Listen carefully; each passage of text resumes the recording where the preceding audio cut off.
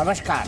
देश का सबसे पुराना चैनल, देश का सबसे भरोसेमंद चैनल और देश का बहस का सबसे पुराना शो और नंबर 1 शो ताल ठोक के में आपका स्वागत है।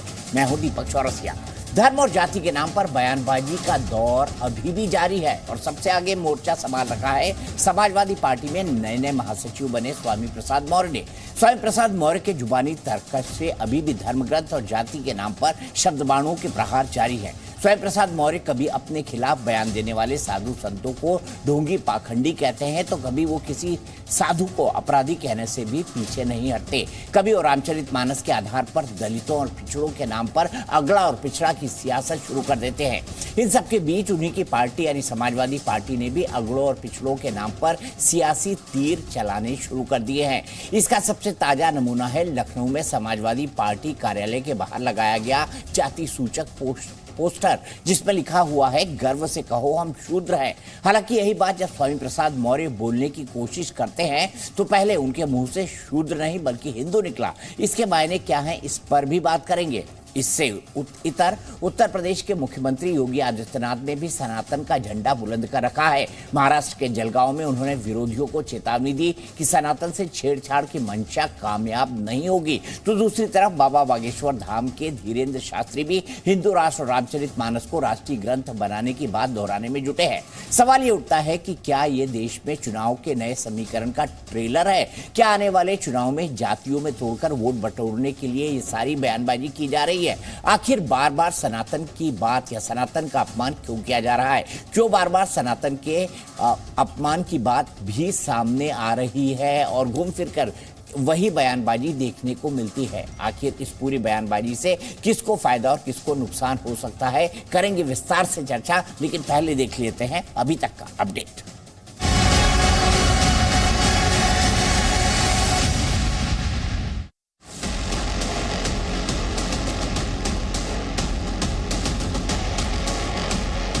दास जी ने जो रामचरितमानस लिखी है उसमें कुछ अंश ऐसे हैं जिसमें जाति वर्ग विशेष को लेकर के अपमानजनक टिप्पणियां की। धर्म से कहो हम शुद्ध हैं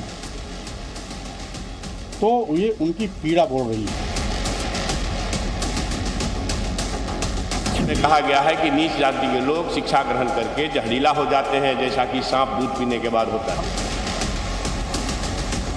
उन लोगों का ज्ञान है, वो उनको रामायण का ABCD भी नहीं आता, क ख ग भी नहीं आता। इसी रामायण का कोई भी अंश विवादित है ही नहीं। रामचरितमानस राष्ट्रीय ग्रंथ हो और भारत हिंदू राष्ट्र हो। अभी कुछ धर्माचार्यों के ढोंग और पाखंड बाहर समझ में आ गए। एक से एक बड़े हत्यारे बैठे पड़े हैं। सनातनियों को एक होना पड़ेगा। हम लोग कब तक ये सब सहेंगे कि इनके पीछे कोई बहुत बड़ा प्लान है, बहुत बड़ी टीम है। क्योंकि अब तो एक जागृत समाज खड़ा हुआ है। आज हम खड़े हुए हैं। इनके दंड की व्यवस्था हो रही है, सब भगवान भी दंड देंगे और हम भी दंड देंगे। मैं ये कहूंगा कि वो चौपाई एक बार हमें पढ़ के सुना दो। क्या आप पढ़ के सुना सकते हो मुझे बताओ? और फिर मैं मुख्यमंत्री जी से पूछने जा रहा हूं कि मैं शूद्र हूं कि नहीं हूं।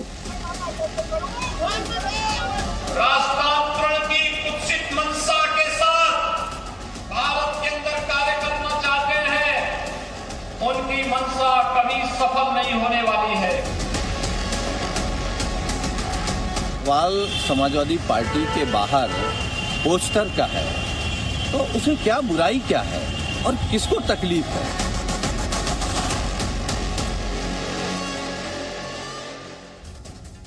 भारत में एक जमाने में कहा जाता था in this country people don't cast their vote, they vote their caste. यानी लोग अपना वोट नहीं डालते, वोट कास्ट नहीं करते, अपनी कास्ट को वोट करते हैं। लेकिन अभी राजनीतिक परिदृश्य बदला है। अब जो है सनातन के नाम पर वोट एकजुट ना हो जाए, ये उन पार्टियों को चिंता है जो पार्टियां जो है अगड़े और पिछड़ों की राजनीति करती हैं। ये मंडल और कमंडल का दूसरा संस्करण है। क्या इस संस्करण में मंडल को सफलता मिलेगी या कमंडल ज्यादा वोट ले जाएगा, ये समझना होगा। इसी पर बात करने के लिए मेरे साथ ब्रजलाल जी सांसद है बीजेपी के, वो जुड़ेंगे थोड़ी देर में। डॉक्टर अजीज खान प्रवक्ता है समाजवादी पार्टी के, वो जुड़ेंगे। मेरे साथ महामंडलेश्वर स्वामी शैलेशानंद गिरी जी है, पंचदशानंद जूना अखाड़ा के उज्जैन से, वो मेरे साथ जुड़ेंगे। मेरे साथ प्रोफेसर नवल किशोर जी हैं जो कि स्पोक्स पर्सन है राष्ट्रीय जनता दल के, वो मेरे साथ जुड़ेंगे। और प्रोफेसर है, पढ़ाते हैं तो एक अच्छे विचारक भी वो हैं। थोड़ी देर में संगीत रागी जी मेरे साथ जुड़ेंगे, उनको भी हम बहस के अंदर शामिल करेंगे। और साथ ही साथ डॉक्टर सतीश प्रकाश जो कि एक दलित चिंतक है, पॉलिटिकल एनालिस्ट हैं, वो भी मेरे साथ जुड़े हुए हैं। सबसे पहले डॉक्टर अजीज खान, मैं आपसे जानना चाहूंगा, ये पोस्टर आपके ऑफिस के सामने आज क्यों लगा कि गर्व से कहो हम शूद्र हैं? आपने ये पोस्टर तो कभी नहीं लगाया, शूद्र भी हिंदू होता है, आपने कभी नहीं लगाया गर्व से कहो हम हिंदू है। देखिए दीपक जी, इस बात को आप समझ सकते हैं कि जिस तरह अभी हमारे नेता माननीय राष्ट्रीय अध्यक्ष जी को एक यज्ञ हो रहा था, वहां यज्ञ में जाने से रोक दिया। आप इस बात को बताइए कि ये कौन से ऐसे लोग हैं जो धर्म के ठेकेदार हैं?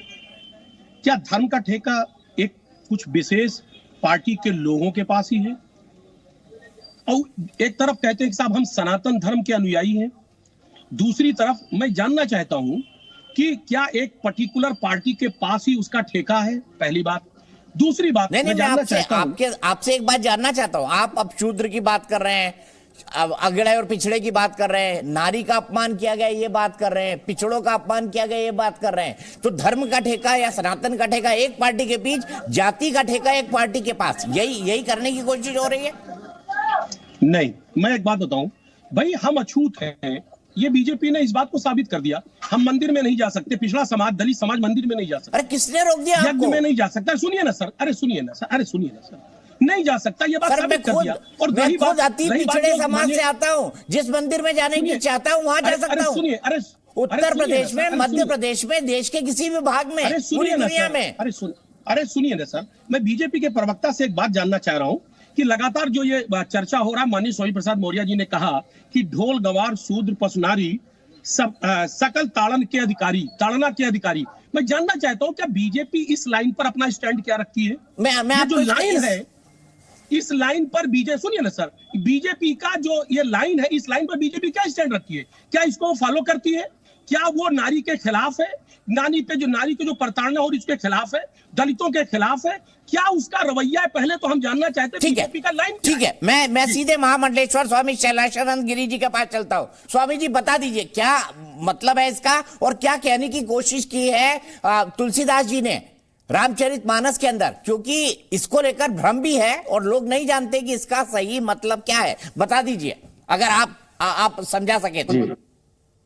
बिल्कुल जी, मैं जितने भी यहाँ के सुधी श्रोतागण हैं, जो यहाँ पर पैनलिस्ट हैं, आप सभी से एक निवेदन करना चाहूंगा कि आप पक्ष या विपक्ष की बातें तब करें जब आप उस विषय के मर्मज्ञ हो, उस विषय के ज्ञाता हो। नंबर 1। नंबर 2, किस भाषा के अंदर वो चौपाई लिखी गई है, रामचरितमानस किस भाषा के अंदर उत्कीर्ण की गई है, वो आपको अध्ययन करना आवश्यक है। जहां पर सवाल उठता है वो नारी का, तो उसके अनेकानेक अर्थ निकलते हैं। रही बात इस पूरी चौपाई का जो भावार्थ है, उसको हमारे मर्म के अनुसार तो यह है कि जिस प्रकार से ढोल उसको बार बार कसना पड़ता है, उसकी थाप को, ताल को आपको नियंत्रित करना पड़ता है ताकि वो बेसुरा ना बजे और कर्कश ना हो जाए। और उसी प्रकार से शूद्र का मतलब जो अपने कर्मों से शूद्र हो। हमारे उसी धर्म ग्रंथ के अंदर ये स्पष्ट उल्लेख है कि जन्म से कोई शूद्र नहीं होता है, वो उसकी नियति को निर्धारण करती है। यानी कि उसका जो वर्ण है वो वर्ण का निर्धारण उसके कर्मों के आधार पर होता है, नहीं कि जन्म के आधार पर। तो शूद्र को यानी कि जो अनपढ़ है, गवार है, या फिर जिसको कह सकते हैं इंटेलेक्चुअली कहीं ना कहीं डोमिनेटेड है, उसको ट्रेनिंग की आवश्यकता है, उसको प्रशिक्षण की आवश्यकता है। तो इसलिए वो ताड़ना का मतलब ऑब्जर्वेशन है। ताड़ना का मतलब किसी भी प्रकार की प्रताड़ना नहीं है, एक्सप्लॉयटेशन नहीं है। और रही बात नारी की बात, तो नारी के ऊपर भी विद्वत जनों के अनेकानेक मत है। उस भाषा के अंदर ही कई जगह लिखा है कि उसको रारी लिखा है, कई जगह पर नारी है। पर चूंकि आप लोग नारी के ऊपर बहुत ज्यादा विवाद कर रहे हैं, तो आपको यह बता दें कि नारी के चरित्र को देवता नहीं जान पाए, ऐसा भी शास्त्रों के अंदर उल्लेख है। इसका तात्पर्य स्पष्ट रूप से यह है कि नारी हमारे धर्म ग्रंथों के अनुसार पूजनीय है। यदि हम अभी नवरात्रि खत्म हुई है, गुप्त नवरात्रि, 10 महाविद्याएं हैं, 10 महाविद्याओं में नारी का यदि आप आध्यात्मिक रूप से देखें तो अनेकानेक प्रोजेक्शन से अनेकानेक इनके रूप है, गुण है, लावण्य है, शाक्त है यानी शक्ति है, इनकी योग्यता है, इनकी एलिजिबिलिटी है। तो ये पूरे चारों जो विषय कहे गए हैं उसका तात्पर्य यह निकलता है कि चारों विषय ऑब्जर्वेशन के पात्र हैं। इनको देख करके समझने की आवश्यकता है, बिना सोचे समझे इनके साथ किसी भी प्रकार का व्यवहार एकदम से नहीं किया जा सकता, क्योंकि ये प्राकृतिक रूप से बेहद विलक्षण योग्यता लेकर के आते हैं। ठीक है, तो कहीं ठीक है, मैं दोनों से पूछ लेता हूं। डॉक्टर अजीज खान जी, आपको समझ में आया क्या समझाया महामंडलेश्वर जी ने? यही तकलीफ है। देखिए महंत जी ने जो बात कही साहब, कर्मों के आधार पे बंटवारा है साहब, कर्मों के आधार पे शूद्र है। मैं जानना चाह रहा हूं, आपने तो जन्मों के आधार पे बांट दिया ना, कर्मों के आधार पे कहां बांटा है? और वही जन्मों के आधार पे स्थिति यह है, आज आप देखिए इस मुल्क में सबसे ज्यादा अगर प्रताड़ना हो रही है तो महिलाओं के ऊपर अत्याचार। अरे सर, कहां पहुंच गए? जब उन्होंने पूरा अर्थ समझा दिया, अब आप कहीं और जा रहे हैं। जाना था जापान, पहुंच गए चीन। सुनिए ना सर, डॉक्टर अजीज खान जी, नारी की प्रताड़ना हो रही है, तो श्लोक का अर्थ तो समझ लीजिए। श्लोक का अर्थ समझ आया कि नहीं ये बता दीजिए। स्वामी प्रसाद मौर्य को समझाएंगे कि नहीं ये बता दीजिए। अरे सर सुनिए ना, मैं पढ़ा लिखा आदमी हूँ, मेरी बात सुन लीजिए। तो डॉक्टर साहब मैं यही तो पूछ रहा हूँ, अर्थ समझ में आया कि नहीं? सर मैं वही तो कह रहा हूं, यही तो बीजेपी समझ नहीं पा रही है। ये जो लाइन है, इस लाइन को जिस तरीके से पेश कर रही है उसका अच्छा, आप जिस तरीके से आप जो कहे वो ठीक, बीजेपी जो कहे वो गलत। मैं ये मान के चलूं, ये स्वामी प्रसाद मौर्य ने जो अर्थ निकाला है वो ठीक, साधु संत और महात्मा जो अर्थ निकाल रहे हैं वो गलत। देखिए ये मान के चलो डॉक्टर साहब, आप खुद पढ़े लिखे आदमी हैं। ब्रजलाल जी जुड़ गए मेरे साथ, उनके पास जाऊंगा मैं। सुन लीजिए ना सर, अरे सुनिए ना सर, लिखा पढ़ा है, इस लाइन को आप झुठला नहीं सकते ना, वो तो लिखा हुआ है। तो अर्थ भी समझा दिया भाई। कहने से, महंत जी के कहने से वो उसका शाब्दिक अर्थ नहीं बदल सकता। आपने अगर मन में मान लिया तो कोई बात नहीं। जो डॉक्टर अजीज खान, अगर आपने मन में मान लिया यही अर्थ है तो मैं क्या करूंगा? भगवान भी इसको नहीं, भगवान भी नहीं बदल सकते मन में मानी हुई चीज। उसका ठीक है, मैं ब्रजलाल जी के पास चलता हूँ। ब्रजलाल जी मुझे बताइए, ये कह रहे हैं कि हिंदू धर्म का ठेका या सनातन धर्म का ठेका सिर्फ एक पार्टी के पास है, और माननीय महामंडलेश्वर जी ने अभी समझाया कि जो ढोल गंवार शूद्र पशु नारी ये जो चौपाई है, इसका जो अर्थ निकाला जा रहा है वो ये नहीं है। ताड़ना का मतलब ऑब्जर्वेशन है, ताड़ना का मतलब है उनको सहेज कर रखना है, उनको देखना है, उनका ख्याल रखना है। लेकिन डॉक्टर अजीज खान वो अर्थ मानने को तैयार नहीं है। ऐसा है, मैं महामंडलेश्वर जी से पूरी तरह से सहमत हूं। इसमें जो है सकल ताड़ना के अधिकारी, अरे मैं तो पूर्वी उत्तर प्रदेश का रहने वाला हूं, अवध क्षेत्र में रहने वाला हूं। आप ये कहा जाता रे फला आदमी बड़ा ताड़ रहा है, देख रहा है, ध्यान से देख रहा है, ताड़ना वो है। अगर उसकी बात होती तो उस पर प्रताड़ना लिखा जाता। ये जो है to look after, to take care, ये मतलब है। और इसको अर्थ का अनर्थ ये स्वामी प्रसाद मौर्य जी और समाजवादी पार्टी इन्होंने क्या किया? नैरेटिव है, कुछ नहीं, ये 24 के लिए नैरेटिव सेट कर रहे हैं। और ये नैरेटिव के तहत ये चाहते हैं दलित और बैकवर्ड, इनको पोलराइज करके ये समाजवादी की तरफ से मोड़ ले। भाई मंडप में कहता हूं, जरा स्वामी प्रसाद मौर्य जी मेरी एक पुस्तक पढ़ लें, मैं इनको गिफ्ट करूंगा।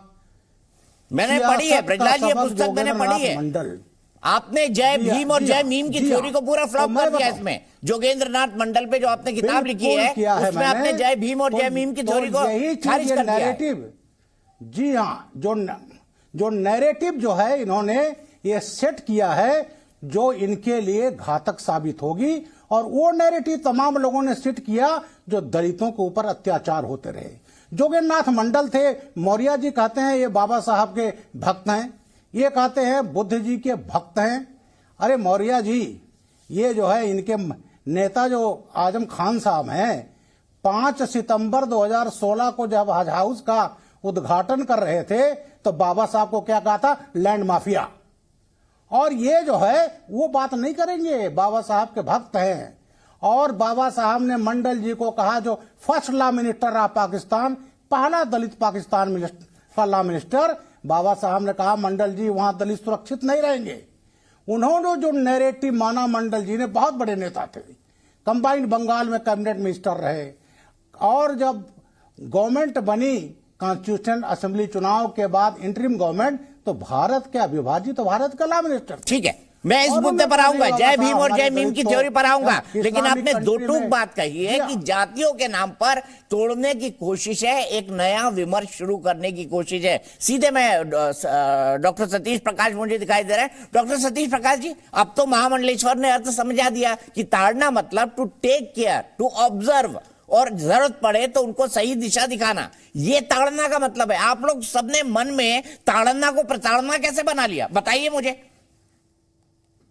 नहीं दीपक जी, पिछले 10 दिन से ये चोरी और ऊपर से सीना जोरी, ये कहीं ना कहीं गलत है।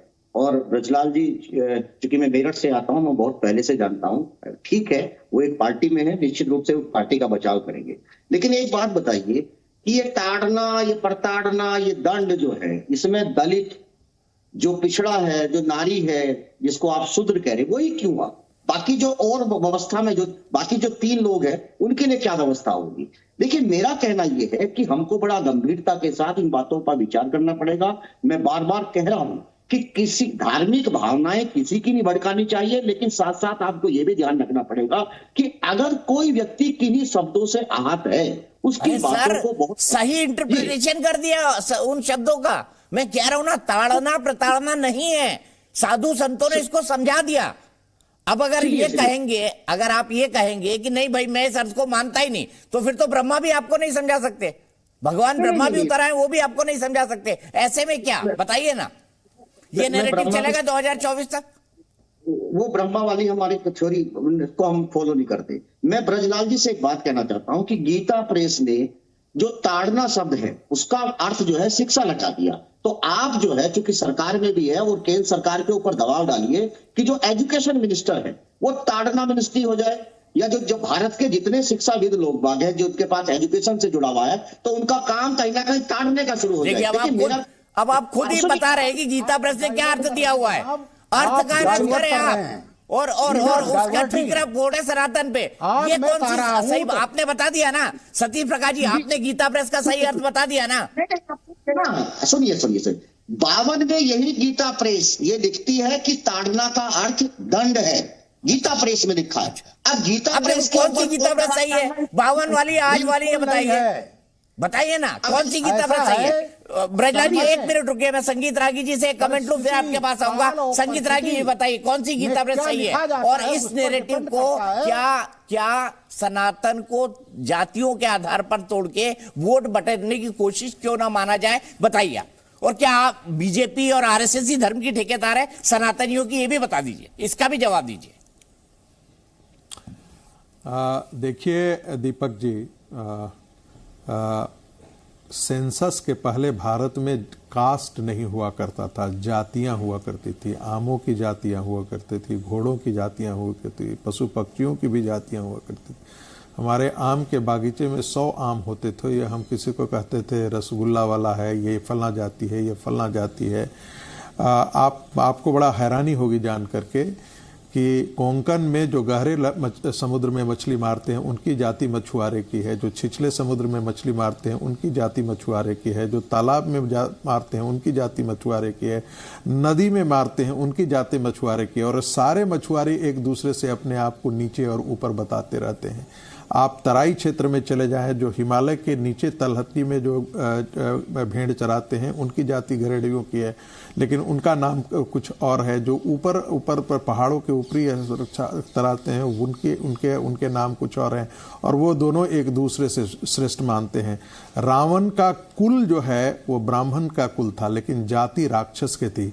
जन्म ना जायते शुद्धा, सबसे आदि स्मृति जो है वो हम गीता को ही कहते हैं। चतुर्धर्मान्मया कृत्वा गुण कर्म विभाग सा। और पृथ्वी ऋग्वेद आदि पढ़ेंगे तो एक कहता है कि मेरी माता शूद्र थी, मेरे पिता जो है वो ब्राह्मण थे, मेरा भाई क्षत्रिय है। ये क्या है? एक ही परिवार के एक ही वंश के अंदर क्षत्रिय भी है, शूद्र भी है, ब्राह्मण भी है, वैश्य भी है। तो ये गुण कर्म विभाग सही था। ये आपको बताऊं कि जब पहला जनसंख्या हुई तो जो लोगों से कैटेगराइजेशन हुआ जाति का, तो लोग पूछा गया क्या हो, तो उन्होंने जाति के नाम पर क्या लिखा?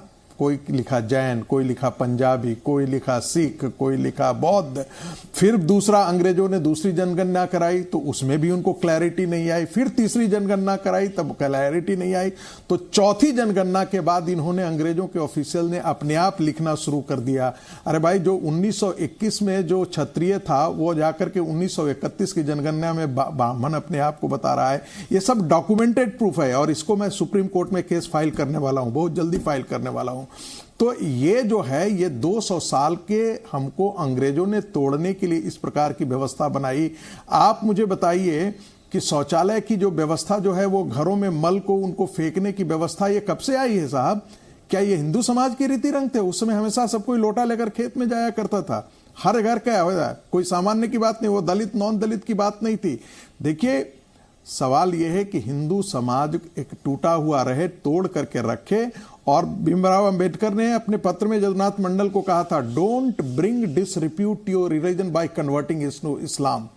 ये क्यों कहा था बाबा साहब जत्थी तरीके से जानते थे कि इस्लाम, उन्होंने उसमें about 10 सेकंड में उन्होंने कहा, उनको पता था कि इस्लाम कितना खतरनाक है, इसलिए उन्होंने कहा था, last speech of doctor Ambedkar पढ़ने की आवश्यकता है कि कैसे कैसे हम ही हिंदुओं ने अपने देश के साथ गदा करके इन इन्वाइडर आक्रमणकारियों के, उनके लिए, अंबेडकर के लिए तो इस्लाम आक्रमणकारी ही है। वो आज उनकी पुस्तकें निकाल करके कोई पढ़े तब आपको पता लग जाएगा। ठीक है संगीत जी, यही रुक जाइए। मुझे प्रोफेसर नवल किशोर जी के पास भी जाना है। नवल किशोर जी, संगीत रागी जी कह रहे हैं, हालांकि वो मेरा वो वाला सवाल खा गए जिसमें मैंने कहा कि आरएसएस और बीजेपी ने सभी सनातनियों का या हिंदुओं का ठेका ले रखा है, जो प्रचलित भाषा है। उसका जवाब नहीं दिया, सवाल मैं उनसे पूछूंगा। लेकिन मुझे आप ये बताइए कि आपके लिए भी बड़ा कंफर्टेबल है कि जातियों में टूट के सनातन के लोग रहें, ताकि जो आपका वोट बैंक है MY, Muslim Yadav, meme Bhim और पिछड़ा, ये चलता रहे? यही रणनीति है ना आगे के लिए? क्योंकि आपको पता है बाकी नैरेटिव में तो बीजेपी आपसे मजबूत हो जाती है। देखिए दीपक जी, बहुत ही स्पष्ट है, जैसे आपने अभी कहा और शंकराचार्य जी ने कहा कि तारण का मतलब है शिक्षण।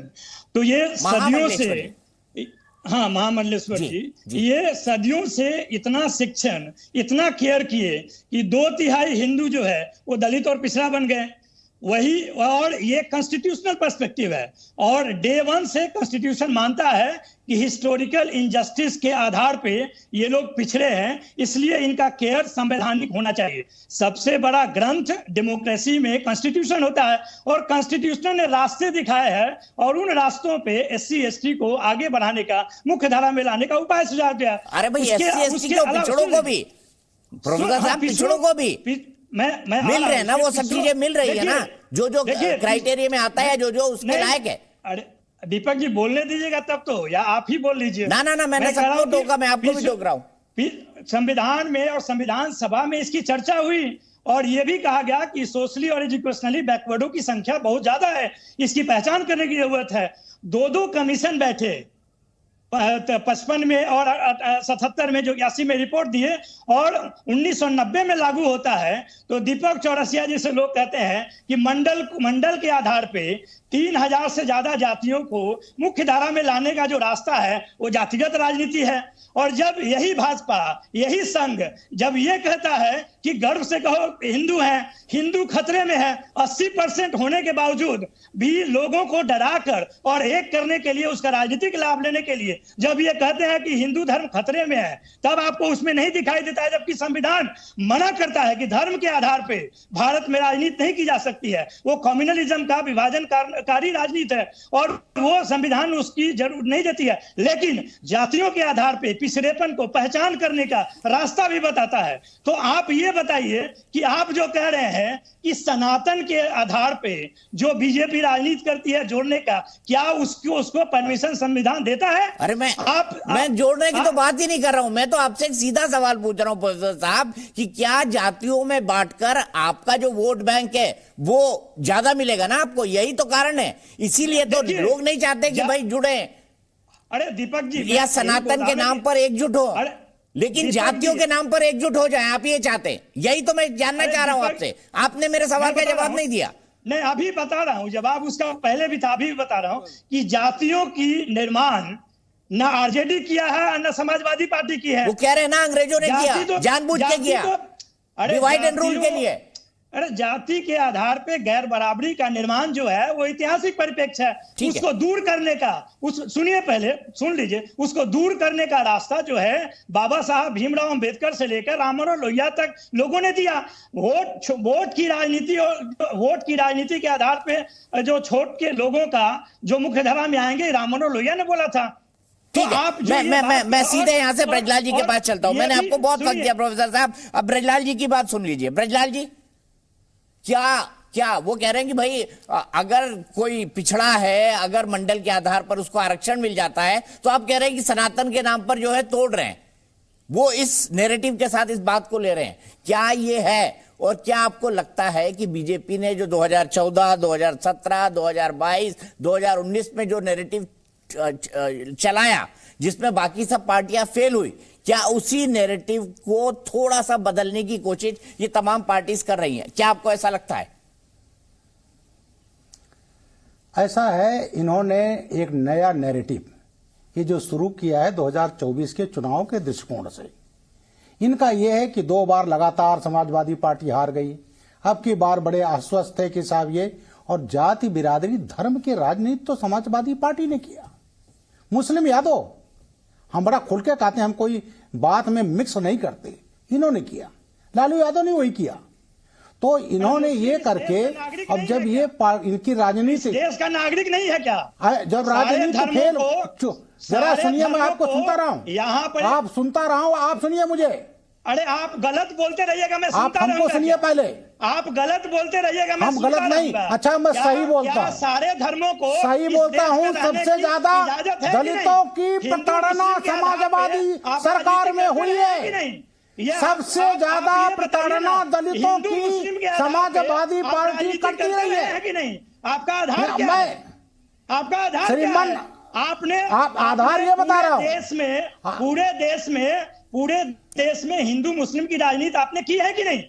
आप पूछिए अपने लोगों से, जो लोग हिंदू, ऐसा है, जरा चौरसिया जिनको मैं सुनता रहा हूं, प्रोफेसर साहब, जरा इनको चुप कराइए, हम अपनी तो बात कर लें। सुना, आप प्लीज बीच में ना बोलिए। अच्छा, ये कुछ भी बोल दे, मैं सुन लूं। ऐसा है, मैं बोलूंगा, ये हिंदू वो लॉजिक से बोल रहे हैं सर, वो लॉजिक से बोल रहे हैं, उनको भी टोका।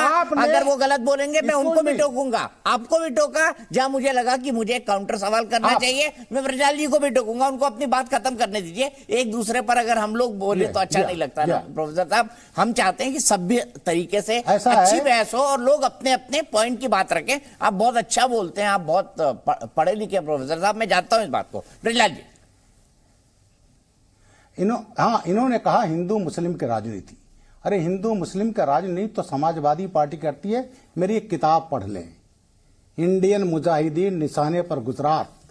और जब कचहरी ब्लास्ट हुआ, रामपुर अटैक ब्लास्ट हुआ, तो मैं सेवा में था और अखिलेश सरकार ने 14 मुकदमे आतंकवादियों को इकट्ठा वापस लिए थे।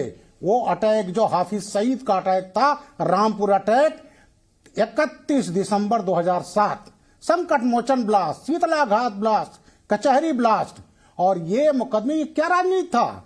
तुष्टीकरण की, आतंकवादियों के मुकदमे वापस लेना। और जानते इलाहाबाद हाईकोर्ट ने कहा था, आज मुकदमे आप वापस ले रहे हो, कल उनको पद्म विभूषण दे दोगे। और अखिलेश जी मुकदमा वापस नहीं ले पाए, सुनिए, वापस नहीं ले पाए और उसमें फांसी की सजा, आजम कारावास सजा हो गई। तो तुष्टीकरण की, हिंदू मुस्लिम की राजनीति तो ये करते हैं। ब्रजलाल जी, आप नहीं, दूर का नेगेटिव नहीं, आप सुन लीजिए पहले। आप अधिकारी रहे, आप अधिकारी ऐसा है, सबसे ज्यादा प्रताड़ित तुम्हारा अपनी पार्टी से। अखिलेश जी ने मेरे खिलाफ 18 मई 2013 को बाराबंकी में मर्डर का मुकदमा कायम किया था, हत्या का मुकदमा। मैं प्रताड़ित रहा हूँ, मैं समाजवादी से प्रताड़ित रहा हूँ। देखिए मैं बताऊं, 18 मई 2013 को बाराबंकी कोतवाली में हमारा कसूर क्या था? मैंने आतंकवादी पकड़ा था, आतंकवादी पकड़ा था, और वो आतंकवादी मेरे खिलाफ मर्डर का मुकदमा कायम किया। मैं एक रिक्वेस्ट करता हूँ कि हम अपने व्यक्तिगत एग्जाम्पल न दें, बाद में इश्यूज के ऊपर बात कर लेंगे आराम से। अरे श्रीमान, दलित आपने प्रयोग आपके पार्टी ने किया था बनने के लिए, 93 में प्रवोट किया था आपने, वो नैरेटिव किया था। ऐसा है, आपने नैरेटिव दलितों को तोड़ने किया था। आपको नारा याद ब्रजलाल, अब सुन लीजिए, आपने भी बीच में बोला, जल्दी से अपने सवाल का जवाब दे दीजिए, मैं आगे बढ़ता हूँ। और मेरा सीधा सवाल, मिले मुलायम काशी राम हवा में उड़ गए जैसे राम।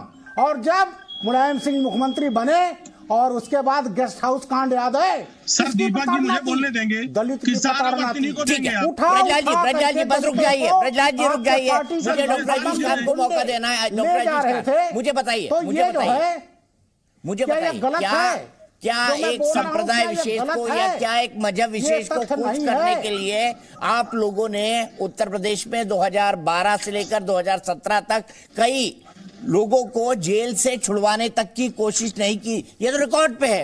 ब्रजलाल जी जो कह रहे हैं उसमें कुछ गलत नहीं है, ये किया आपने। देखिए दीपक जी, और बाद में कोर्ट ने उसमें स्ट्रक्चर पास किया। सर मुझे एक बात पहले तो ये समझ लें, आज आप एनसीआरबी का आंकड़ा ले लें और पहले का एनसीआरबी का आंकड़ा ले लें। आज सबसे ज्यादा दलितों पे अत्याचार आज हो रहा है। 2014 से लेकर 22 के बीच में आप पूरे देश में एनसीआरबी का आंकड़ा ले लें, आप नारी पे अत्याचार का आंकड़ा ले लें, एनसीआरबी का आंकड़ा है। ये धर्म की बात करते हैं, हाँ, मतलब एनसीआरबी ऐसे आप सरकार को मानेंगे नहीं। अभी आपको गृह मंत्रालय के आंकड़े सही लग रहे हैं? जो प्रैक्टिकली दिख रहा है वो मानेंगे ना, जो प्रैक्टिकली दिख रहा है वो मानेंगे। क्या मनगढ़ंत आंकड़ा देंगे? जिस तरह का ये धर्म को अपमानित करते हैं, इनके डिप्टी सीएम कहते हैं साहब टेस्ट ट्यूब बेबी साहब, इनके एक मुख्यमंत्री राजस्थान के कहते हैं साहब क्या नहीं अपमानित कर रहे।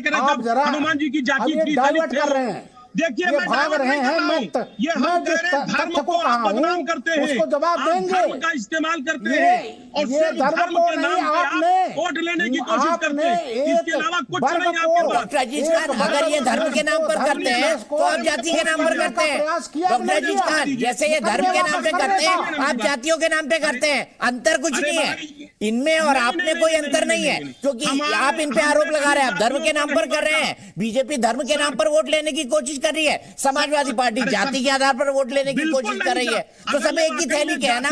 सुनिए ना सर, अगर ये दलित हितैषी है, ये जातीय जनगणना क्यों नहीं करा देते? पिछड़ों के हितैषी जातीय जनगणना क्यों नहीं करा देते? इनकी मानसिकता पता चलती है कि जातीय जनगणना करा करके ये जो पिछड़े समाज के लोग हैं, दलित समाज के लोग हैं, उनको हक नहीं देना चाहती। क्या स्टैंड है ब्रजलाल जी का? ये जातीय जनगणना के खिलाफ क्यों है? क्यों उत्तर प्रदेश दलित हितैषी? मैं बता दूंगा, सुन लीजिए दीपक जी, हम जरा इनको चुप कराइए तो मैं बोलता हूँ। क्यों? अरे चुप करा दीजिए, आप बताइए, चुप करा दीजिए। अरे आप जाति गणना पहले आप बताइए। श्रीमान, ऐसा है, मोदी सरकार जब 2014 में पावर में आई तो 1/1/16 को एसटी एक्ट में अमेंडमेंट किया। आपने 2014 के पहले अमेंडमेंट अच्छा, हम व्यक्तिगत हो रहे हैं, हम यहाँ पे रुक जाते हैं। हम बहुत ज्यादा व्यक्तिगत हो रहे हैं, बहुत ज्यादा व्यक्तिगत हो रहे हैं। रुक जाइए, आप दोनों रुक जाइए। डॉक्टर अजीज खान, आप भी पढ़े लिखे हैं। ब्रजलाल साहब, आप इतने बड़े पद पर रहे हैं, आपने उत्तर प्रदेश में इतना ज्यादा कानून व्यवस्था संभाला है, मुझे नहीं लगता कि हम लोगों को बहुत ज्यादा पर्सनल होने की जरूरत है। मैं सीधे विजय शंकर तिवारी जी के पास जाऊंगा। विजय शंकर तिवारी जी, क्या वाकई बीजेपी, आरएसएस और जो वीएचपी है ये धर्म के नाम पर वोट लेती है और बाकी जो पार्टियां हैं वो जाति के नाम पर वोट लेने की कोशिश करती है? ये दोनों बात तो आप दोनों ने एक दूसरे पर आरोप लगा दिए। मुझे बताइए, ये नया नैरेटिव जो तैयार करने की कोशिश की जा रही है, इसके पीछे क्या है तिवारी जी?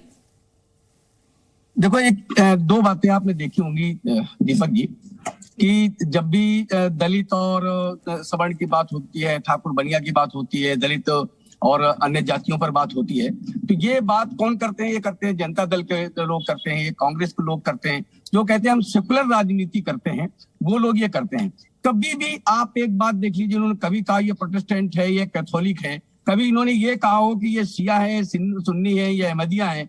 यानी मुस्लिम समाज में भी इस प्रकार के वर्ग हैं लेकिन उनकी बात कभी भी नहीं कही, क्योंकि वो हमेशा एक ताकत के रूप में इन लोगों ने दिखाने की कोशिश की है, ईसाइयों को भी दिखाने की कोशिश की है। जब भी बांटने की कोशिश की है, इन्होंने हिंदुओं को बांटने की कोशिश की है, क्योंकि हमेशा से हिंदू ताकत को कमजोर करना इनका काम रहा है। आप देखिए, स्वतंत्रता के समय कांग्रेस को हिंदू पार्टी के लोग जानते, हिंदू पार्टी के रूप में ही जानते थे, लेकिन लोगों ने अपने आप उनको छोड़ दिया हिंदू पार्टी कहना, क्योंकि हिंदुओं के लिए उन्होंने कुछ किया नहीं। जो भी किया हिंदुओं के दमन के लिए किया। समाजवादी पार्टी के हमारे अजीज खान भाई बात कर रहे थे एनसीआरबी की रिपोर्ट के लिए, तो आप एनसीआरबी की रिपोर्ट में अजीज खान भाई ये देख लीजिए कि अभी गत समय में 3-4 साल में 5-7 साल में दलितों पर जितने आक्रमण, अत्याचार, बलात्कार, उनको मारना, जो भी कुछ हुआ है वो मुसलमानों के द्वारा हुआ है कि नहीं हुआ है, आप एनसीआरबी की रिपोर्ट में ये निकाल के ले आइएगा। ये आप लोगों को ध्यान में आ जाएगा कि उनको पर दमन किसका हो रहा है। आप मीम की बात करते हैं और उन्हीं को सताते हैं। दिल्ली में ही 7-8 घटनाएं हैं जिनमें 4-5 तो केवल दलितों के ऊपर है। तो मैं ये कहता हूं कि दलितों की राजनीति जो की जा रही है, यही समाजवादी पार्टी है। जब समाजवादी पार्टी का राज्य था उत्तर प्रदेश में, सबसे ज्यादा दमन अगर इस प्रदेश में किसी का हुआ है समाजवादी पार्टी के कार्यकर्ताओं के द्वारा, सरकार के द्वारा, वो हुआ है दलितों का। वो बात कर रहे हैं दलितों का, शूद्र की बात करते हैं। हम कहते हैं शूद्र इस देश में कभी भी अछूत नहीं था। उसको अछूत बनाने का काम शुरू किया, वो किया मुगलों के समय में। और जो सवर्ण भी थे वो भी शूद्र बने और वो भी धर्मांतरित हुए। तो मैं कहता हूं कि एक बार ये राजनीति करना छोड़ दें। देश को, अगर समाज को, हिंदुओं को तोड़ने का काम करेंगे तो ये देश को तोड़ने जैसा काम होगा। इससे बड़ी बात और कोई हो नहीं सकती है। मैं सीधे प्रोफेसर संगीत रागी के आरोप का जवाब लेता हूं। प्रोफेसर साहब, ये भी सही है कि जातियों के आधार पर जनसंख्या करना, जातियों के नाम पर ब्रैकेट में बांटना, प्रोफेसर साहब ये तो अंग्रेजों के वक्त से शुरू हुआ था ना।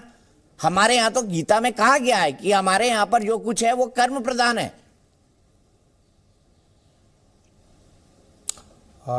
ये मुझसे आप कह रहे हैं ना? हाँ, नहीं, मैं प्रोफेसर नवल किशोर जी से पूछ रहा हूँ, वो ध्यान नहीं दे रहे हैं, लेकिन मैं सवाल उन्हीं से है और फिर मैं इसी का जवाब।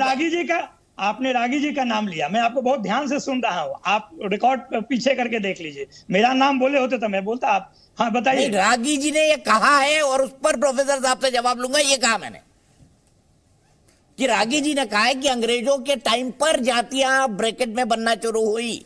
ये हकीकत है, फैक्ट है कि नहीं, ये मैं आपसे जानना चाह रहा हूं। मेरा मानना है कि हाँ फैक्ट है। दीपक जी बोलिए नवल किशोर जी। कर दूं। एक मिनट संगीत जी, एक मिनट। कास्ट के बस 10 सेकंड। अंग्रेजों ने कास्ट की रचना की। कास्ट एक स्पेनिश वर्ड से आया, उसकी परिभाषा अलग होती है। हमारे यहाँ जातियां जो थी, वो जातियां जो है वह कर्म के अनुसार थी। मैं बार बार कहता हूं, जबाल ऋषि क्या थे, उनकी क्या सी जाति, जिन सबरी के गुरु थे मतंग ऋषि, उनकी जाति क्या थी। तो ये लोग चूंकि पढ़ते नहीं हैं, उसके अनुसार मनन नहीं करते हैं, ऋग्वेद का सूक्त पढ़ लेते। एक ही व्यक्ति कहता है कि मेरे एक ही घर में चारों वर्ण मिलते हैं।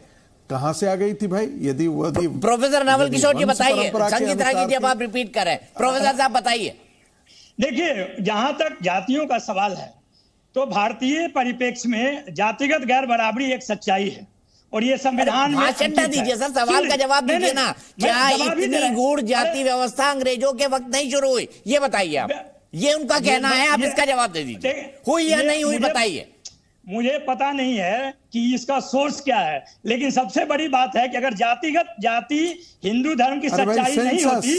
सुनिए सर, अरे सर सेंसस तो आप कराने के लिए तैयार बिहार में हो गए और दिल्ली में, इंडिया में नहीं हुई। आपकी सच्चाई है। अच्छा चलिए, कहना चाहता हूं, अब आप घुमा रहे हैं, जलेबी बना रहे, जलेबी मत बने। डॉक्टर सतीश प्रकाश इसका जवाब देना चाहते थे, बताइए सतीश प्रकाश जी। दलितों में कैटेगराइजेशन की है, इस जाति का है, इस जाति का है, इस जाति का है। ये अंग्रेजों के वक्त ही शुरू हुआ ना सेंसस में, उससे पहले तो नहीं था। देखिए, ऐसा है दीपक जी, अगर आप मुझे बोलने का मौका दें, 1 मिनट मुझे बात करने का मौका दें, क्योंकि बात ज्यादा मुझे करने का मौका डॉक्टर सतीश प्रकाश जी, ये आरोप आप मुझ पर नहीं लगा सकते कि मैं किसी को बोलने का मौका नहीं देता हूं, दिल खोल के देता हूं। देखिए, संगीत रागी जी तमाम झूठ को यहाँ अच्छे तरीके से प्रेजेंट किया। वो हमारे भाई हैं, शिक्षा भी दे, इसमें कोई दो राय नहीं। लेकिन झूठ का कहीं ना कहीं विरोध होगा। भारत में 1881 में पहली जनगणना हुई। और भारत में जिस जातीय जनगणना की बात करते हैं वो 1931 की जनगणना है। उससे पहले 1907 में भारत के तमाम दलितों ने अंग्रेजों के उस समय के जो जनगणना आयोग था उसको एक चिट्ठी लिखी और भारत में 1911 की जनगणना के अंदर तमाम दलित को हिंदुओं की आबादी से अलग कर दिया। उसके 10 मानक थे। 10 के 10 मानक मैं आपको यहां बताना नहीं चाहता क्योंकि कुछ लोगों की भावनाएं को ठेस पहुंचेगा। वो बातें मैं यहां रिपीट नहीं करना चाहता। दूसरी बात, जाति अंग्रेज लेकर के आए, जाति मुगल लेकर के आए, रामायण किसने लिखी, महाभारत किसने लिखी, ऋग्वेद किसने लिखा, मुझे इससे फर्क नहीं पड़ता। मुझे फर्क ये पड़ता है कि अगर भारत में किसी व्यक्ति की जाति के आधार पर उसका शोषण होता है। ब्रजलाल जी बड़े बड़े बुद्धिमान व्यक्ति है, मैं इनका बड़ा सम्मान करता हूं, लेकिन एक बात को लेकर के मैं नाराज हूं थोड़ा सा। मेरा हल्का सा कहीं ना कहीं आक्रोश है। ब्रजलाल जी, आप आईपीएस रहे, निश्चित रूप से आपने आरक्षण पाया और आप पॉलिटिकल रिजर्वेशन पा करके कहीं ना कहीं आप सांसद भी बने। आरक्षण का एक कंसेप्ट है, बहुत बड़ा कंसेप्ट है जो बाबा साहब ने कहा। चौरसिया जी बोलने दीजिए। अरे प्रोफेसर साहब 3rd डिविजनर होंगे, इनको मालूम होना चाहिए। ब्रजलाल 1970 में हाई स्कूल के 43 रैंक होल्डर थे, इंटरमीडिएट किस्म की 2 में 10th रैंक होल्डर हैं, इलाहाबाद यूनिवर्सिटी के 6th रैंक होल्डर हैं। और मैं रिजर्वेशन कभी नहीं लिया, कभी रिजर्वेशन नहीं लिया। 76 में MSc मैथमेटिक्स किया और उसी साल IPS में सिलेक्ट हुआ। 4 टाइम प्रेसिडेंट अवार्डी हूँ। 2 बहादुरी का है। अरे क्या बात करते हो प्रोफेसर साहब, 3rd डिवीजन पास हुए होंगे। मेरा कैरियर देख लीजिए, व्यक्तिगत ना हो, प्लीज व्यक्तिगत ना हो। डॉक्टर साहब आपसे भी रिक्वेस्ट है, डॉक्टर सतीश प्रकाश जी आपसे भी रिक्वेस्ट है, व्यक्तिगत ना हो। हम आज भी हूँ, राजनीति भी अपनी मेरिट पे हूँ, रिजर्वेशन पर नहीं हूँ। राज्यसभा का सदस्य हूँ जहाँ रिजर्वेशन नहीं है जनाब। राज्यसभा में रिजर्वेशन नहीं है। बुद्धिमान होंगे, आपको मालूम होना चाहिए। आपकी बात जो है ये जो है बड़े नीचे स्तर की बात आपने किया है। आपने मेरी मेरिट को नहीं समझा है। मैं किस टाइम का स्टूडेंट था, मैं टॉपर था। आज 4 टाइम प्रेसिडेंट अवार्डी हूँ, आपका ये नैतिक जिम्मेदारी, राष्ट्रपति का अवार्डी हूँ, बहादुरी का अवार्डी हूँ। डिफाइन करें जिस समाज की वजह से आप यहाँ बैठे हैं।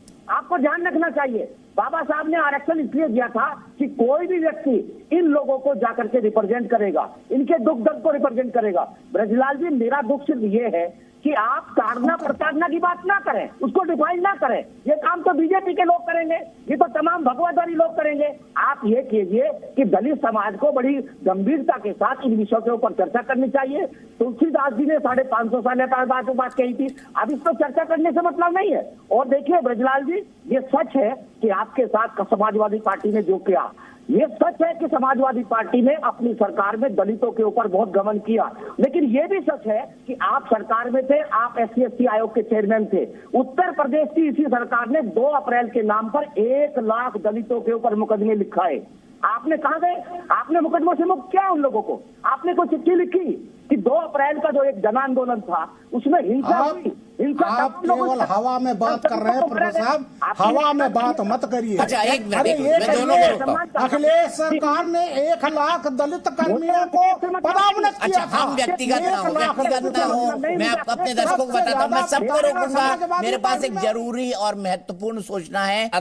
थोड़ी देर पहले हमने स्वामी प्रसाद मौर्य जी से बातचीत की है। स्वामी प्रसाद मौर्य वही जिन्होंने सवाल उठाए हैं रामचरितमानस के ऊपर। उन्होंने कहा है कि या तो इसमें बदलाव किए जाएं, और एक बारी तो यहां तक कह दिया कि अगर ये बदलाव नहीं होते इसके अंदर, जिसमें पिछड़े समाज का, नारियों का अपमान किया गया है, तो फिर इसको बैन भी किया जाए। यहां तक की बात भी स्वामी प्रसाद मौर्य ने की थी। अब से थोड़ी देर पहले हमने उनसे बात की है। सीधे चलते हैं स्वामी प्रसाद मौर्य जी का वही इंटरव्यू सुनाते हैं आपको। स्वामी प्रसाद जी, आप बताइए कि आपने रामचरितमानस पर सवाल खड़े किए, आपने रामचरितमानस का अपमान किया, ये आरोप भी आप पर लगे हैं। आपके बयान से एक नई बहस छिड़ गई है, संत समाज आपसे नाराज है, क्या कहेंगे आप?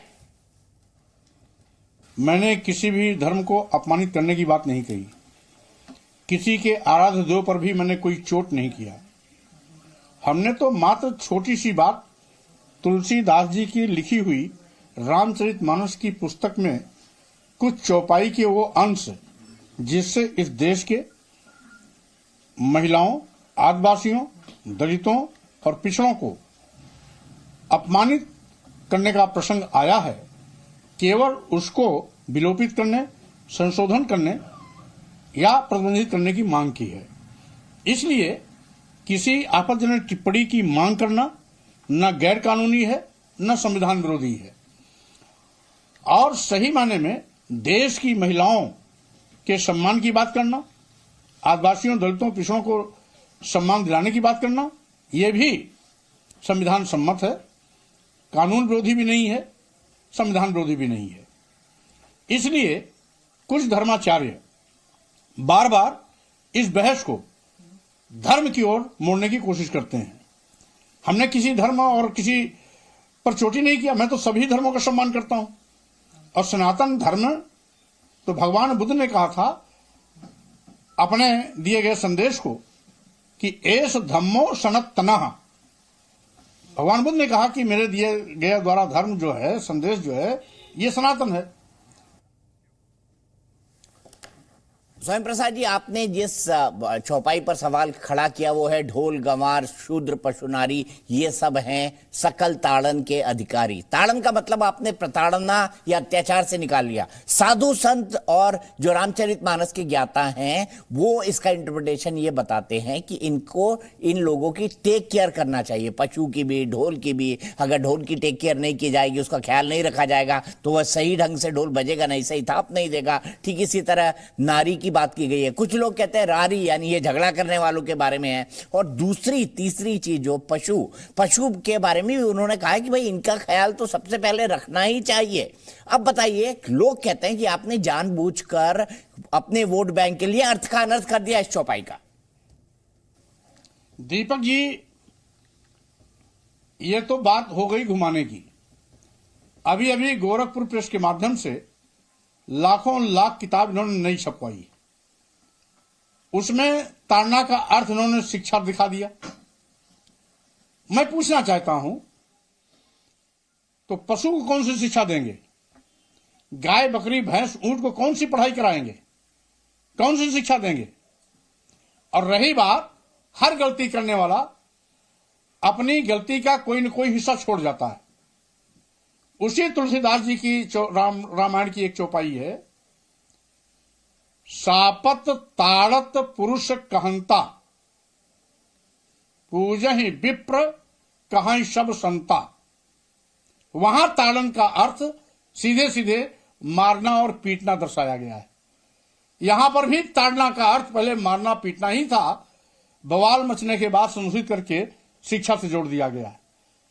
इसलिए यह धर्म के ठेकेदारों की हमारी बुद्धि पर तरस आता है कि ये धर्म का नाम लेकर के किसी को अपमानित करना क्यों चाहते हैं, गाली देना अपना अधिकार क्यों समझते हैं। और साथ ही साथ अगर इनको गाली दिया जाए तो क्या ये आरती उतारेंगे लोगों का? हमने तो केवल महिलाओं, दलितों, आदिवासियों, पिछड़ों के सम्मान की बात कही, तो तमाम धर्माचार्य जो धर्म की चादर में छुपे हुए अपराधी थे, उनका अपराध बोध सामने आ गया। कोई कहा मौर्य जी का सर काट के लाएगा 21 लाख रुपए देंगे, कोई कहा जीभ काट के लाएगा 5 लाख रुपया देंगे, कोई कहा कान काट लेंगे, नाक काट लेंगे। यही धर्माचार्य का आचरण है। और सारे के सारे ये जो बयान दिए हैं सब साधु संत और धर्माचार्य दिए हैं, कोई अनपढ़ अंगूठा टेक आदमी नहीं दिया। तो स्वाभाविक रूप से ऐसे अपराधी प्रवृत्ति के लोग धर्म का चादर ओढ़ करके धर्माचार्य नहीं हो सकते। और इसीलिए हमें इनकी सोच पर तरस है, इनकी बुद्धि पर तरस है कि संत स्वभाव तो निर्मल होता है, कभी उसे गुस्सा ही नहीं आता है, लेकिन ये लोग तो नाक, कान, गला, जीभ सब काटने पर तैयार हो गए। तो यह इसीलिए बोल रहे हैं कि स्वामी प्रसाद मौर्य सूद समाज में पैदा हुए। आपके राजनीतिक विरोधी आप पर यह आरोप लगा रहे हैं कि आपने अपनी राजनीति चमकाने के लिए, क्योंकि अभी आपका राजनीतिक वजन वो नहीं है जो एक जमाने में हुआ करता था, आपने सनातन पर इस तरह के बयान दिए हैं। आप तो यहां तक बोल गए कि रामचरितमानस को बैन कर दिया जाए।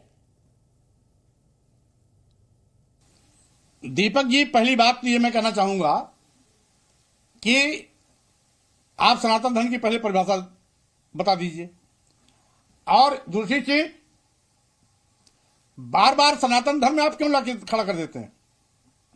मैं तो भूल करके भी सनातन का नाम लेता हूं, मैं तो सबका सम्मान करता हूं, सनातन धर्म का भी सम्मान करता हूं। आप क्यों सनातन धर्म के पीछे पड़े हैं? क्यों सनातन धर्म की खटिया उठाना चाहते हैं? क्यों सनातन धर्म की बुराई करना चाहते हैं? तो आप सनातन धर्म बार बार अपनी जुबान मेरे मुंह में क्यों डालना चाहते हैं? इसलिए आप बहुत वरिष्ठ पत्रकार हैं दीपक जी, आपका मैं सम्मान करता हूं, और इत्तेफाक से आप भी उसी शुद्ध समाज में ही पैदा हुए हैं। इसलिए आपको मालूम होना चाहिए कि आज स्वयंभू कहे जाने वाली कुछ जातियां, वर्ग विशेष के लोग शूद्रों को नीच अधम कह करके अपमानित करने, प्रताड़ित करने में बड़ा गर्व महसूस करते हैं, महिलाओं का अपमान करने में बड़ा गर्व महसूस करते हैं। आखिर क्यों? भारत सरकार भी महिला सशक्तिकरण का अभियान चलाती है। हमारी संस्कृति है यत्र नार्यस्तु पूजन्ते रमन्ते तत्र देवता। इसके बावजूद महिलाओं के सम्मान में ये धर्माचार्य क्यों नहीं आते? यहां तक कि नवरात्रि के समय में 9 दिन हम इसी नारी शक्ति को देवियों के रूप में पूजते हैं, लेकिन जब बात आती है सामाजिक सरोकार से, तो महिलाओं को अपमानित करने में इन्हें बड़ी खुशी मिलती है। आखिर क्यों नहीं महिलाओं का, आदिवासियों का, दलितों और पिछड़ों का सम्मान वापस करते? ये सब भी हिंदू हैं। केवल हिंदू केवल गिरवा वस्त्र पहन लेने से नहीं हो जाता, मानने वाले भी हिंदू हैं। ये देश की महिलाएं, दलित, आदिवासी, पिछड़े सब हिंदू हैं। इसलिए कोई ऐसा धर्म नहीं है जो अपने ही धर्म को मानने वालों को गाली दे, लेकिन ये धर्म के ठेकेदार अपने ही धर्म को मानने वाले, देश की 97% आबादी वाले समग्र महिला समाज, आदिवासी, दलित और पिछड़े समाज को गाली देने में ही अपना धर्म मानते हैं, जिसकी मैं निंदा करता हूं। ठीक है स्वामी प्रसाद मौर्य जी, आपकी बात के बारे में जो है वो मेरे दर्शक डिसाइड करेंगे कि वो आपको कितना सही और कितना गलत मानते हैं। लेकिन एक दो टूक सवाल है, और सबसे ज्यादा दर्शक यही चाहते हैं कि आपसे ये सवाल पूछा जाए कि आप किसी दूसरे रिलीजियन के धर्म ग्रंथ के खिलाफ या पुस्तक के खिलाफ, पवित्र पुस्तक के खिलाफ, या दूसरे मजहब के जो है मजहबी ग्रंथ या उनकी पाक पुस्तक के खिलाफ इस तरह की टिप्पणी कर सकते हैं जैसी आपने रामचरितमानस के बारे में की? बताइए। हाँ, बिल्कुल कर सकते हैं। यदि किसी धर्म में वर्ग विशेष, समाज विशेष, जाति विशेष को गाली देने की व्यवस्था है तो उसका विरोध किया जाना चाहिए, और अगर कहीं मौका आएगा तो मैं भी ऐसा कर सकता हूं। आपने हिंदू संतों को आतंकवादी तक कहा। अभी इस इंटरव्यू में आप कह रहे थे कि भाई अपराधी प्रवृत्ति के लोग हैं जो काटने मारने की धमकी दे रहे हैं। क्या ये उचित है कि आप संतों को, साधु को, महात्माओं को आतंकवादी कहें, उनकी तुलना आतंकवादी से करें? अब दीपक जी बताइए, क्या कोई साधु संत गला काटने के लिए 21 लाख रुपया पुरस्कार देगा? जीभ काटने के लिए 5 लाख रुपया देगा? कान काटने का ऐलान करेगा? नाक काटने का ऐलान करेगा? ऐसा करने वाला वो साधु संत महात्मा नहीं हो सकता, बल्कि धर्म की चादर ओढ़कर वो खूनी भेड़िया, कुख्यात अपराधी के चरित्र का है, और उसके वक्तव्य से उसका आपराधिक चरित्र बोल रहा है, अपराध बोध बाहर आ रहा है। तो ऐसे लोगों को हम क्या आरती उतारेंगे? अगर यही धर्म के ठेकेदार यही बात किसी दूसरे मजहब को कहता कि फला सर काट लो, गला काट लो, जीभ काट लो, नाक काट लो, कान काट लो, तो यही लोग उसको आतंकवादी कहते। और अगर आतंकवादी बयान देने वालों को मैं आतंकवादी कह रहा हूं, मैं जल्लाद कह रहा हूं, मैं महाशैतान कह रहा हूं, तो इनको पीड़ा क्यों हो रही है? ठीक है, आपने बाबा बागेश्वर धाम धीरेन्द्र कृष्ण शास्त्री, जिनका आजकल काफी सुन रहे हैं हम, टीवी टेलीविजन पर सुन रहे हैं, मैंने भी उनका इंटरव्यू किया, कई बहस भी उन पर हो रही है, वो सनातन की बात कर रहे हैं, आपने उन पर व्यक्तिगत टिप्पणी की, क्या उचित है? आप संविधान पढ़ लें, संविधान में सीधे से लिखा है कि पाखंड को बढ़ावा देना अपराध है। इसलिए संविधान विरोधी जो भी आचरण करता है, वही जिसका मन होगा वही बोल देगा, हम फला राष्ट्र बनाएंगे, हम फला राष्ट्र बनाएंगे। संविधान हमारा जो है धर्मनिरपेक्ष पंथ निरपेक्ष का है। हम सभी धर्मों का सम्मान करने में विश्वास करते हैं। हिंदू मुस्लिम सिख ईसाई सब हैं आपस में भाई भाई की संस्कृति हमारी रही है। वसुधैव कुटुंबकम का संदेश इसी भारत भूमि से गया है। इसलिए चरित्र और चलन वही होना चाहिए जो व्यवस्था कहती है। भारतीय संविधान इस प्रकार के संविधान विरोधी कार्य को करने में अपनी सहमति नहीं देती।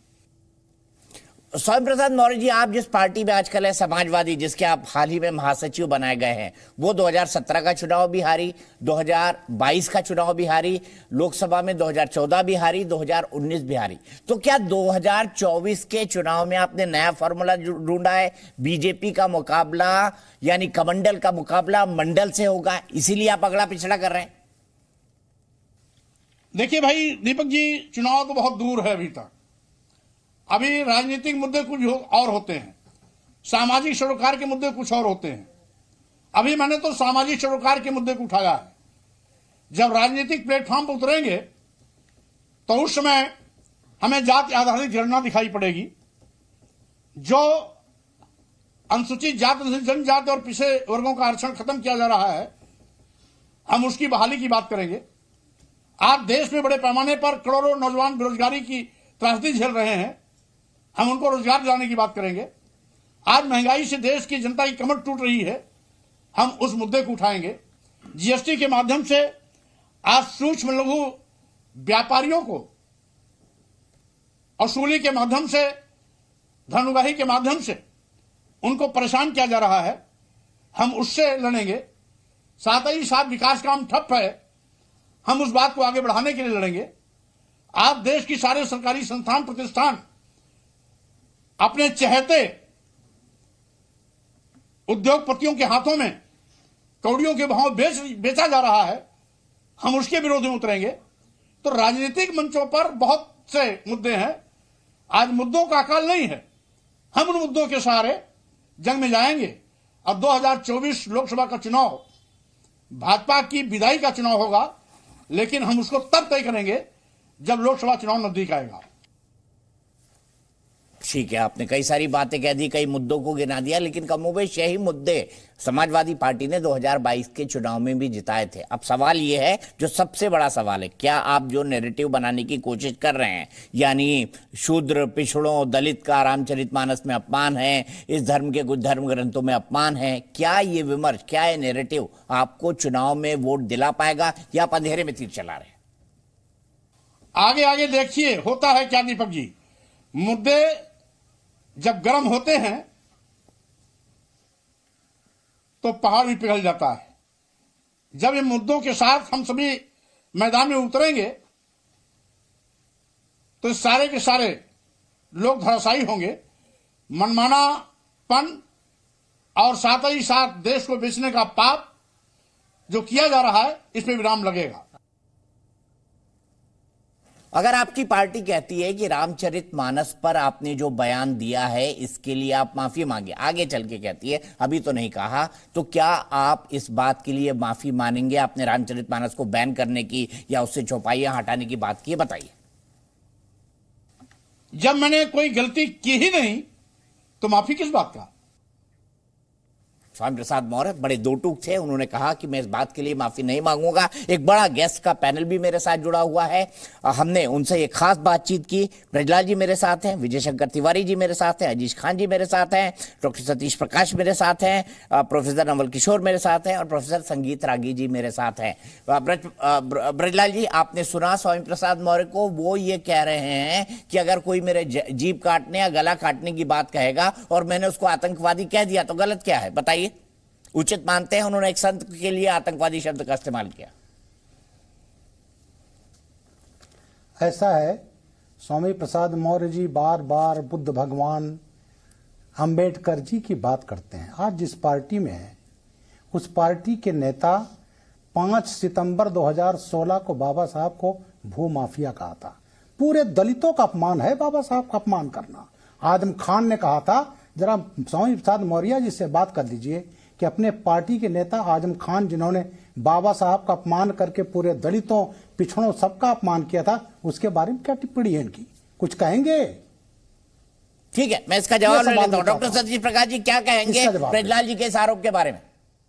नहीं, देखिए, ब्रजलाल जी की इस बात से बिल्कुल सहमत हूं कि ये गाजियाबाद की घटना है, वहां उन्होंने ये बयानबाजी की थी, इसमें कहीं कोई दो राय नहीं। और आमतौर पे आजम खान जी जो है उनकी जबान हमेशा फिसलती रही और मैं इस बात से भी सहमत हूं, इसमें कहीं कोई दो राय नहीं कि समाजवादी पार्टी की सरकार के दौरान दलित उत्पीड़न चरम पे था। समाजवादी पार्टी के एक सांसद ने लोकसभा के अंदर बाकायदा आरक्षण बिल भी पाटा था। लेकिन साथ साथ में ये कहना चाह रहा था ब्रजलाल जी, जिस बात को लेकर के आप नाराज हुए, मेरा सिर्फ ये बात कहना था कि कोई भी समाज का, दलित समाज का कोई भी पढ़ा हुआ व्यक्ति, चाहे वो किसी भी नौकरी में हो, समाज के सबसे ज्यादा संसाधन उसी के ऊपर लगते हैं।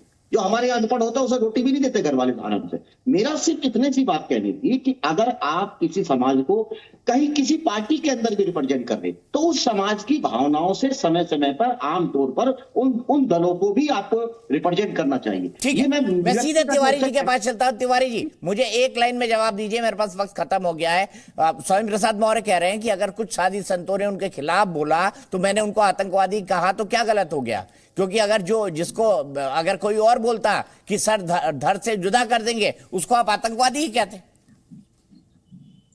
देखो दीपक जी, पहली बात तो स्वामी प्रसाद मौर्य का जो विचार है वो कोई स्टेबल विचार नहीं है, एक बात मैं मानता हूँ। और दूसरी बात ये जो बार बार अभी बात कर रहे थे, वो दलित और आदिवासी और ये सारी बात कर रहे थे, तो मुझे लगता है कि उनकी जितनी समझ है उतना ही बात कर रहे हैं।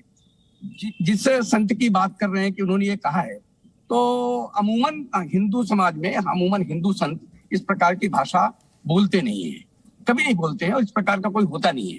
लेकिन आपने पीछे नूपुर शर्मा का विषय देखा, आपने नूपुर शर्मा के विषय में गले कट गए और गले कटने के बाद भी स्वामी प्रसाद मौर्य ने उनको कहा क्या ये आतंकी हैं?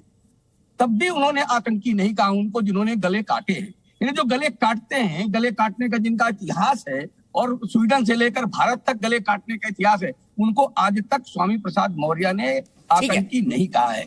यही मैं रुकूंगा। विजय शंकर तिवारी जी, आप तमाम लोगों का बहुत बहुत शुक्रिया। ब्रजलाल जी, विजय शंकर तिवारी जी, प्रोफेसर नवल किशोर, डॉक्टर सतीश प्रकाश, हम फिर जुड़ेंगे किसी और मुद्दे पर, नई बहस करेंगे ताल ठोके में। फिलहाल के लिए इतना ही।